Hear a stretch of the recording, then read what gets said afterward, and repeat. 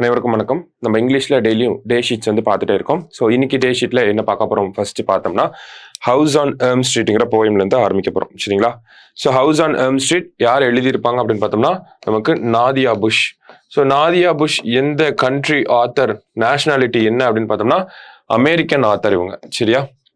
அமெரிக்காவில் பென்சில்வேனியா அப்படிங்கிற இடத்துல தான் பிறந்திருப்பாங்க.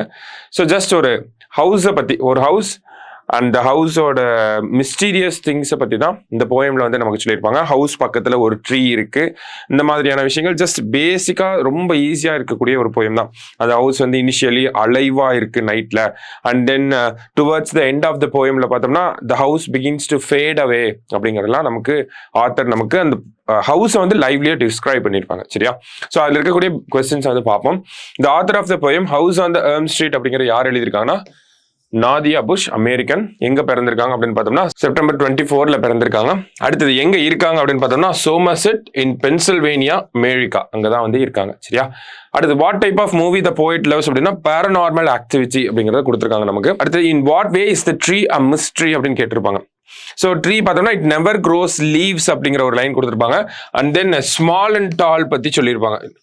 Never getting smaller, ever growing tall அப்படின்னு சொல்லி இந்த 2 லைன்ஸ் வரும் நமக்கு. சரிங்களா? ஸோ அதை பேஸ் பண்ணி the tree does not have leaves அப்படின்னு சொல்லியிருக்கோம். Why does the poet consider the house to be a mystery? ஏன்னா அந்த what happened inside it no one knows அப்படிங்கிற ஒரு லைன்ஸ் வரும் நமக்கு இல்லையா? ஸோ அதை பற்றி தான் இந்த இடத்துல சொல்றோம் நம்ம. What is near the house? Besides the house sits a tree அப்படிங்கிற லைன் வரும். அதை பேஸ் பண்ணி நம்ம சொல்றோம். ஓகேவா? அடுத்ததா பார்த்தோம்னா நமக்கு when does the house seems to be alive? The house seems to be alive at night அப்படின்னு சொல்றோம். அடுத்தது the month mentioned in the poem அப்படின்னு கேட்டிருக்காங்க. On summer day in May அப்படின்னு சொல்லி ஒரு லைன்ஸ் வரும். ஓகேங்களா? On summer day in May. ஓகேவா? ஸோ என்ன மந்த் மென்ஷன் பண்றாங்க அப்படின்னா மே மந்த் மென்ஷன் பண்றாங்க. என்ன சீசன் அப்படின்னா சம்மர் சீசனை மென்ஷன் பண்றாங்க. அது what is the poem house on Elm street describe a mysterious house and never growing tree, இதை பத்தி தான் அவங்க பேசியிருப்பாங்க. சரியா? ஸோ மற்றபடி இந்த போயம்ல முக்கியமான ஃபிகர் ஆஃப் ஸ்பீச் அப்படின்னு பார்த்தோம்னா lights flicker on and off அப்படிங்கிறது நமக்கு ஒனமட்டோஃபியா கீழே வந்துடும். அடுத்தது பார்த்தோம்னா never getting smaller, ever growing tall அப்படிங்கிறது பாராடாக்ஸ்ல நமக்கு வந்துடும். அடுத்ததா பேர் டு த போன் அப்படிங்கிறது சினக் ஜோக் அப்படின்னு சொல்லுவோம். கடைசியா பார்த்தோம்னா டன்ஸ் ஆஃப் ஸ்பேஸ் அப்படிங்கிறது இமேஜரி சொல்லலாம், மெட்டாஃபர் அதையும் சொல்லலாம் நம்ம. சரிங்களா? ஸோ முக்கியமான ஃபிகர் ஆஃப் ஸ்பீச் என்ன இருக்கு அப்படிங்கிறதையும் நம்ம பார்த்துருக்கோம். அடுத்தது போவோம். ஸோ அடுத்தது பார்த்தோம்னா stopping by woods on a snowy evening. ஓகேவா? Stopping by woods on a snowy evening. So யாரோட போயம் அப்படின்னு பார்த்தோம்னா ராபர்ட் ஃப்ராஸ்ட் அவருடைய போயம். ஓகேங்களா? ஸோ ஜஸ்ட் ஒரு லைவ்லி டிஸ்கிரிப்ஷன், அவர் ரூரல் லைஃபை பற்றின லைவ்லி டிஸ்கிரிப்ஷன் கொடுக்கறதுல பெரிய ஆள் யார் அப்படின்னு பார்த்தோம்னா ராபர்ட் ஃப்ராஸ்ட் தான். ஓகேங்களா? So stopping by woods on a snowy evening written by Robert Frost. Period of Robert Frost பார்த்தோம்னா 1874 1968 வரைக்கும் இருந்திருப்பார். சரிங்களா? ஸோ ஃப்ராஸ்ட் பிலாங்ஸ் டு எந்த கண்ட்ரி அப்படின்னு பார்த்தோம்னா அமெரிக்கன். இவர் ஃப்ராஸ்ட்டை பொறுத்த வரைக்கும் பார்த்தோம்னா ஃபர்ஸ்ட் 40 இயர்ஸ் ஒரு அன்னோன் என்டைட்டியா வந்து இருந்திருப்பாரு. அடுத்ததா பார்த்தோம்னா ஜான் எஃப் கென்னடியோட இனாகிரேஷன்ல இருந்திருப்பாரு. Unofficial poet laureate of US அப்படின்னு சொல்றாங்க. முக்கியமான ஒரு நபர். Mending road not taken, mending த வால், அடுத்தது ஆஃப்டர் ஆப்பிள் பிக்கிங், இந்த மாதிரி 2-3 புக் ஃபேமஸான ஒர்க்ஸும் அவருக்கு வந்து இருக்கு. ஓகேங்களா? அடுத்தது Frost belongs to America பார்த்தாச்சு. Frost spent his 40 years as an unknown entity. அதுக்கப்புறம் தான் வந்து பெரிய ஆளா வந்திருப்பாரு. Number of Pulitzer prizes won by Robert ஃப்ராஸ்ட்னா 4 பிரைசஸ் வந்து வின் பண்ணியிருப்பார். 4 புலிட்சர் பிரைசஸ். அடுத்தது special guest at which president's inauguration அப்படின்னா JFK, ஜான் எஃப் கென்னடியோட இனாகிரேஷன்ல. அடுத்தது who is known as poet laureate of United States அப்படின்னு கேட்டிருக்காங்க. So poet laureate of United States யாரு அப்படின்னு பார்த்தோம்னா ஆக்சுவலி நமக்கு அன்அஃபிஷியல் போயட் லாரட் அப்படிங்கிறது வரும். சரிங்களா? யார் அப்படின்னு பார்த்தோம்னா Robert Frost. The works of Robert Frost என்னன்னா 4 வரும். Road not taken, west running brook, அடுத்தது mending wall, after apple picking அப்படின்னு சொல்லி 4 வரும். 4 தான் நிறைய இருக்கு, ஆனா நமக்கு 4 தான் புக்ல கொடுத்துருக்காங்க. சரியா? அடுத்தது த 2 lines in Jawaharlal Nehru's who had the last 2 lines of this poem in his deck அப்படின்னு கேட்டிருக்காங்க. ஸோ நம்ம former prime minister Jawaharlal Nehru.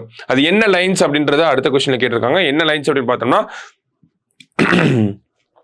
These woods are lovely, dark and deep, but we have promises to keep and miles to go before I sleep and miles to go before I sleep அப்படிங்கிற இந்த 2 lines தான் ஜவஹர்லால் நேரு வச்சிருப்பார். சரிங்களா? Miles to go before I sleep அப்படிங்கிற 2 lines. ஓகேவா? அடுத்ததா பார்த்தோம்னா what season is mentioned இந்த போயம்? வின்டர் சீசனை தான் மென்ஷன் பண்ணியிருப்பாங்க இல்லையா? ஸோ அதான் ஸ்னோ ஃபால் ஆகும் அதெல்லாம் சொல்லியிருப்பாங்க. How does the horse communicate with the poet? Sound of his harness bell. He gives his harness bells a shake அப்படின்னு சொல்லுவோம். அந்த லைன் கூட பெர்சானிஃபிகேஷன்ல வரும். Miles to go before I sleep, miles to go before I sleep ரிப்பீட்டிஷன்ல நமக்கு வரும். மற்றபடி பார்த்தோம்னா இந்த போயம்ல he give his harness bells a shake, அது வந்து நம்ம பார்த்தோம் பெர்சானிஃபிகேஷன் அப்படின்னு சொல்லி. அண்ட் தென் இந்த இடத்துல ஸ்லீப் அப்படிங்கிறத எதை டினோட் பண்ணுது அப்படின்னா டெத்தை வந்து டினோட் பண்ணதா நம்ம எடுத்துக்கலாம். சரிங்களா? ஸோ முக்கியமான ஃபிகர் ஆஃப் ஸ்பீச் எல்லாமே பார்த்துருக்கோம். 2 போயம் நம்ம வந்து இன்னைக்கு பார்த்துருக்கோம். அடுத்தது ஒரு ப்ரோஸ் வந்து பார்ப்போம். சரிங்களா? ஸோ ப்ரோஸ்ல பார்த்தோம்னா இன்னைக்கு dying detective. So dying detective author யாருன்னா ஆர்தர் இக்னேஷியஸ் கானன் ஜாயில் அப்படிங்கிறவரு. ஓகேவா? British author. ஓகேவா? டொய்லி அப்படின்னு படிச்சிருப்போம். ஓகேவா? டாயில். ஓகேவா? Arthur Ignatius Conan Doyle. So British person. And then இவரோட டைம் பீரியட் பார்த்தோம்னா 1859 1930 வரைக்கும் இருக்கும் இவரோட டைம் பீரியட். மற்றபடி இவரை பற்றி முக்கியமான விஷயங்கள் அப்படின்னு பார்த்தோம்னா எ ஸ்டடி இன் ஸ்கார்லெட் அப்படிங்கிறது இவரோட முக்கியமான ஒர்க். 1887 பப்ளிஷ் ஆயிருக்கும் ஸ்கார்லெட் அப்படிங்கிற ஒர்க். அடுத்தது stories of Sherlock Holmes, a lost world, அதெல்லாம் வந்து டையிங் டிடெக்டிவ் எழுதின இக்னேஷியஸ் ஜாயிலோட முக்கியமான ஒர்க்ஸாக இருக்கும். சரிங்களா? டிடெக்டிவ் ஃபிக்ஷனில் ஒரு பாயினியர், ஒரு பெஞ்ச் மார்க் செட் பண்ணியிருக்காரு அப்படின்னு நம்ம சொல்லலாம். ஓகேவா? ஸோ ஸ்டோரி பார்ப்போம். ஸ்டோரியிலேருந்து என்ன கொஸ்டின்ஸ் வந்திருக்கு அப்படின்னு பார்ப்போம். How did Watson felt when he heard of Holmes' illness அப்படின்னு கேட்டிருக்காங்க. So he felt horrified. சரியா? who is the landlady of Holmes அப்படின்னா மிஸ்ஸஸ் ஹட்சன் தான் ஷெர்லாக் ஹோம்ஸோட லேண்ட்லேடி. ஓகேவா? அவங்க இருந்த வீட்டோட landlady. What was the disease Holmes suffering from? Black Formosa plague or டர்பால்னி ஃபீவர் அப்படின்னு சொல்றாங்க. ஓகேவா? அடுத்தது how was Holmes able to look sick? 3 days fasting. முக்கியமானது 3 days fasting. ஓகேவா? அண்ட் மேக்கப் டெத் ட்ரிக் அப்படின்னு சொல்லி ஷெர்லாக் ஹோம்ஸ் டைலாக்ல சொல்லுவார்.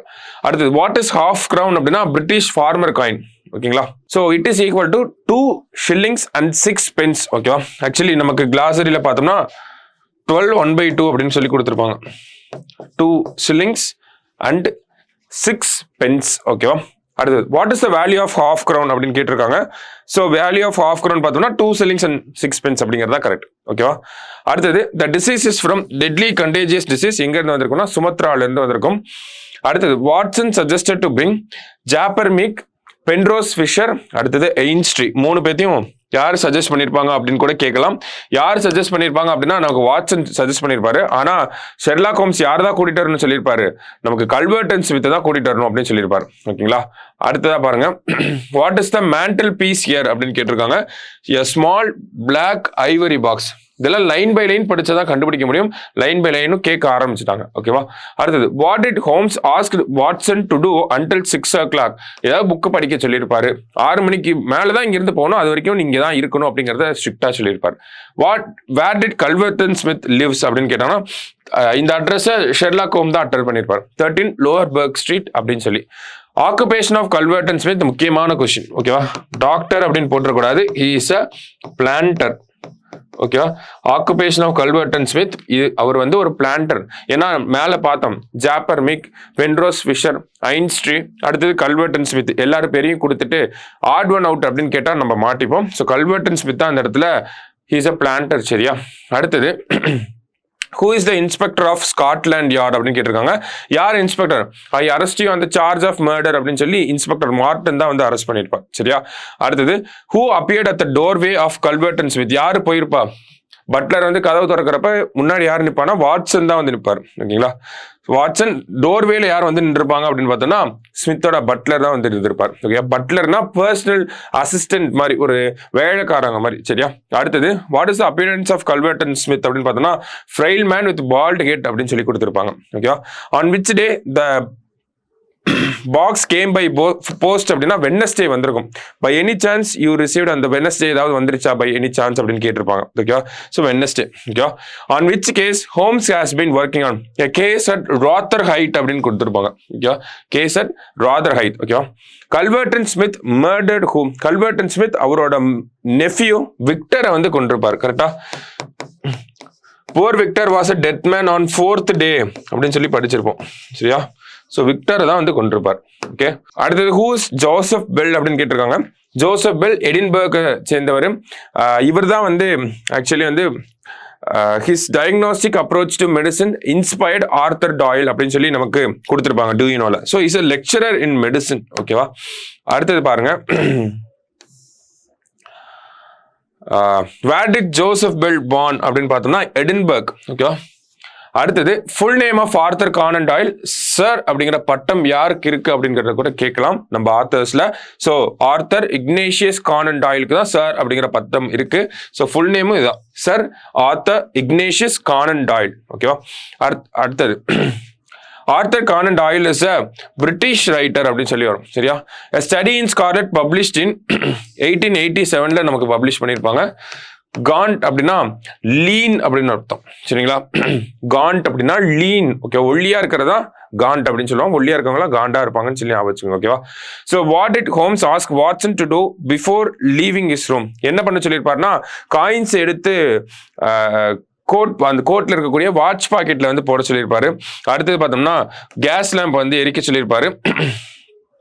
அடுத்து keep the Ivory box open on the table, அதெல்லாம் வந்து சொல்லியிருப்பாரு. இதெல்லாம் வந்து வாட்சனை வந்து ஷெர்லாக் ஹோம்ஸ் பண்ண சொன்ன விஷயங்கள் எல்லாமே ஓவராலா கலெக்டிவா சொல்லியிருக்கேன். ஓகேவா? ஸோ அடுத்ததா பார்த்தோம்னா period of Joseph Bell 1837 to 1911 period of Joseph Bell. சரிங்களா? எல்னு வரும், அப்புறம் 2 1ல முடியணும். ஓகேவா? லாஸ்டா period of Arthur Conan Doyle 1859 to 1930 ஃபர்ஸ்டே நம்ம பார்த்தோம் இல்லையா? ஸோ பேசிக்கா இந்த இதுல நிறைய டைலாக்ஸ் வரும். ஓகேங்களா? டையிங் டிடெக்டிவ் அப்படின்னாலே நிறைய டைலாக்ஸ் வரும். நிறைய ஃபாகி நவம்பர் டே, வெட்னஸ்டேல வந்து நமக்கு ஒரு போஸ்ட் பார்சல் வந்திருக்கும். அடுத்தது 3 நாளா நான் இந்த ஒரு ட்ரிக்குக்காக 3 நாளா வந்து ஃபாஸ்டிங் இருக்கேன். விக்டர் வந்து 4வது நாள்ல வந்து செத்து போயிடுவான். இந்த மாதிரி நிறைய நியூமரிக்கல்ஸ் அண்ட் சின்ன சின்ன ஃபேக்சுவல் இன்ஃபர்மேஷன் அதிகமா இருக்கும். ஸோ லைன் பை லைன் நல்லா ரீட் பண்ணி வச்சுக்கோங்க. நம்ம நாளைக்கு டே ஷீட்ல மீட் பண்ணலாம். தேங்க்யூ.